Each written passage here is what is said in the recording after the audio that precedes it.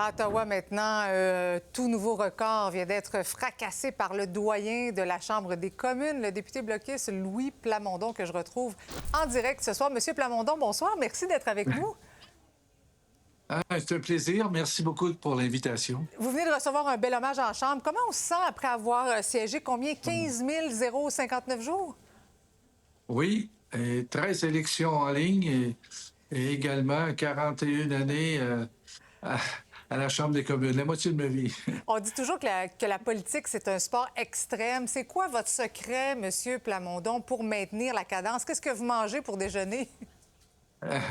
Non, c'est surtout le contact avec les citoyens. Je le dis à tous mes nouveaux députés quand ils arrivent au bloc, je leur dis, ce qui est important, c'est de rejoindre les gens dans leur quotidien. Si, par exemple, une dame ou un monsieur organise un tournoi de pétanque, puis il dit, j'aimerais ça que tu passes, bien, il faut y aller, puis donner la main aux gens, pas longtemps, une demi-heure. Mais quand arrive le temps de voter, elle, cette dame-là ou cette personne-là, pardon, elle va dire, ben, elle va penser à moi parce que je suis allé à tous les ans à son tournoi. C'est vraiment le Et contact. elle ne pensera pas aux discours qui sont faits en chambre. Elle va penser, il est venu me voir, puis elle vote pour moi. Oui. Alors ça, c'est très important. Cet été, j'ai fait 91 événements comme ça dans mon comté.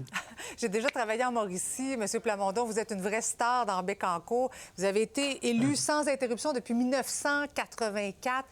Qu'est-ce que vous aimez autant dans ce milieu-là? Vous êtes quand même rendu à quoi, 82 ans? Oui. Pas question de retraite pour vous, là?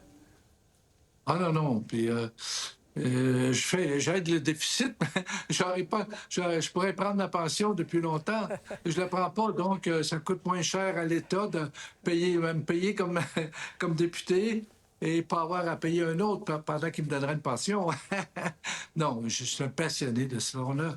Il y a des gens qui sont passionnés par le sport, d'autres par la drogue, d'autres par la vitesse, l'automobile, le voyage. Moi, je suis passionné par la politique. Des fois, je dis que je suis un drogué de la politique. Alors, Mais je veux jamais arrêter. Je veux même toffer jusqu'à ma mort.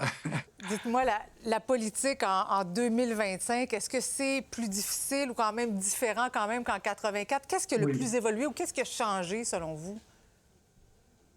Ben, en 4, il n'y avait pas de téléphone cellulaire, il n'y avait pas d'Internet, il n'y avait pas de fax. Alors, c'était quelque chose de complètement différent. Il n'y avait pas de... Quand tu partais de ton comté, j'arrêtais, moi, à Rigaud. Et puis là, je regardais une boîte téléphonique. On avait un numéro code. Puis on signalait ça. Puis, y a-tu quelque chose? Non, puis on continuait. Le bon vieux temps, quoi. C'était pas mal différent qu'aujourd'hui.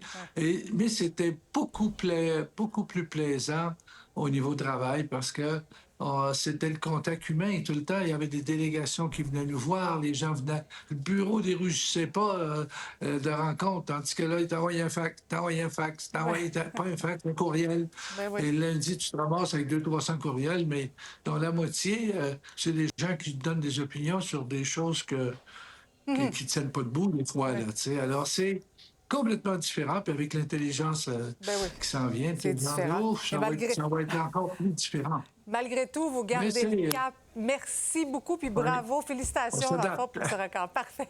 Merci beaucoup. Ah, merci de votre invitation et salutations à tous vos auditeurs et auditrices. Au revoir.